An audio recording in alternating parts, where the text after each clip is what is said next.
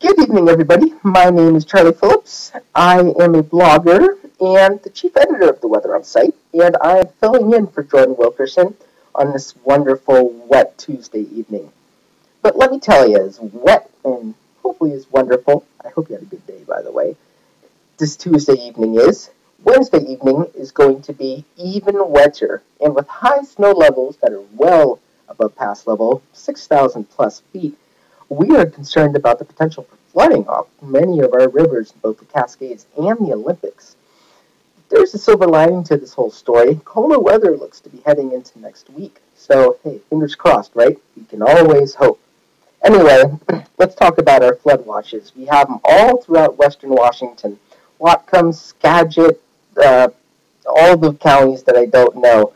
We've also got some in eastern Washington. We have them in Kittitas and Yakima. And this is something we don't usually see this late in the season. So definitely something that's kind of unusual. But rivers will be running high.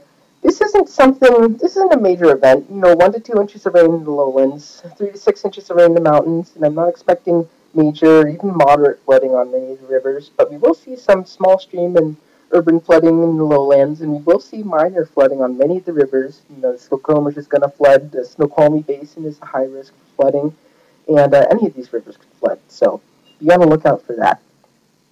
With our high snow levels comes the risk for avalanches, and you may be saying, "What? How could we have avalanches? There's no new snow, right?" Well, yes, there is no new snow, but when you have rain falling on top of snow, what happens is you weigh down the snow with this additional rain, and it makes the snow more unstable. And when you have the snow being more unstable, it is a lot more prone to sliding down slopes. I would highly recommend that you do not go in the backcountry. That would be a bad idea. So, yeah, something to be aware of. Anyway, let's look at our current temperatures around the Pacific Northwest. 54 in Seattle, 58 in Portland, 45 in Bend, 44 in Spokane, 52 in Ontario, and Wednesday's weather across western Washington will be pretty mild, 55 in Seattle and 56 in Olympia. Temperatures will be a little cooler in Bellingham along the coast, but overall will be pretty mild. I might also add, lows are going to be pretty mild as well. Our average low, at least in Seattle, is around 38 for this time of year, but our lows are expected to be, in the mid to even upper 40s. And let me tell you, this is because we're having subtropical moisture streaming in, and we're going to have a lot of clouds insulating our heat at night. And this is going to prevent much heat during the day from escaping.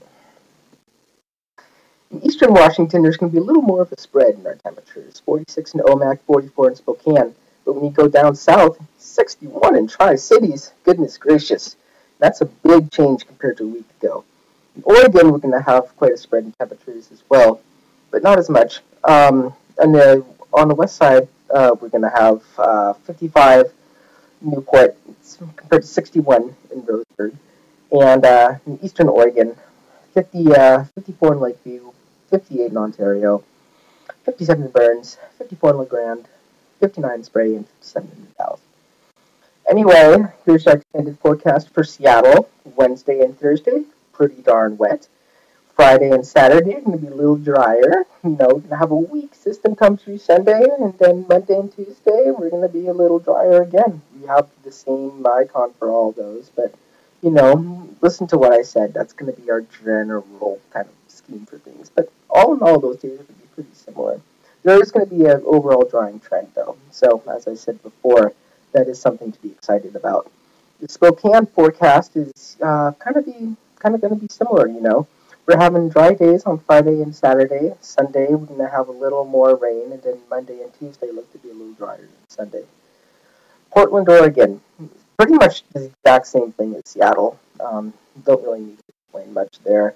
And LeGrand, Oregon, Thursday is actually a day of interest, to me at least. You could see some thunderstorms, and I haven't seen one of those in a very long time, so yeah, if you live in LeGrand, be on the lookout for those. Saturday is your day to get out if you want to do that. And Sunday, Monday, and Tuesday, look for some scattered showers at times. Thank you very much. My name is Charlie Phillips, and yeah, thanks for coming. Remember, weather on, where the weather is always on. Peace.